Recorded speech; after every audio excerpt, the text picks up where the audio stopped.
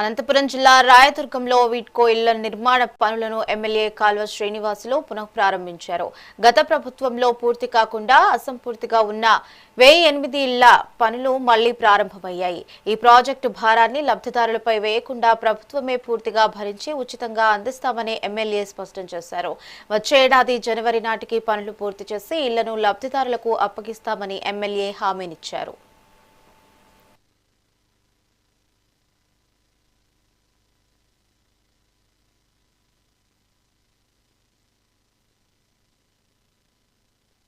ఈరోజు రాయదుర్గం సంక్షేమ చరిత్రలో ఒక మర్చిపోలేని రోజు.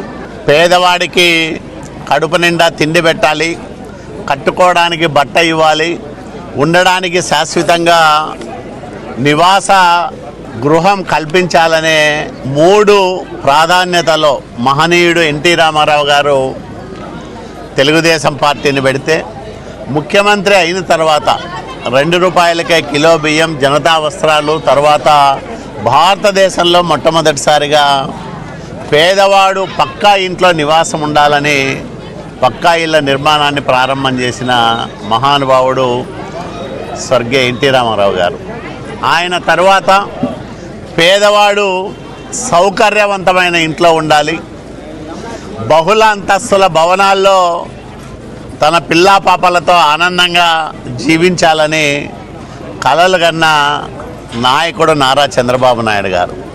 నారా చంద్రబాబు నాయుడు గారి కలలకు ప్రతిరూపంగా వెలుస్తున్న ఈ బహుళ అంతస్తుల భవనాలు రాయదుర్గంలో 1000 మంది పేద నిరుపేద కుటుంబాలకు ఆశ్రయం కల్పించబోతూ ఉన్నాయి. వచ్చే ఏడాది జనవరిలోనే ఈ 1000 ఇళ్లను మేము ప్రారంభం చేయాలని సంకల్పించాం. నేను గృహ నిర్మాణ శాఖ మంత్రిగా ఉన్నప్పుడు ఇక్కడ ప్రైవేటు భూములు సేకరించి ఈ బహుళ అంతస్తుల నిర్మాణానికి శ్రీకారం చుట్టాం.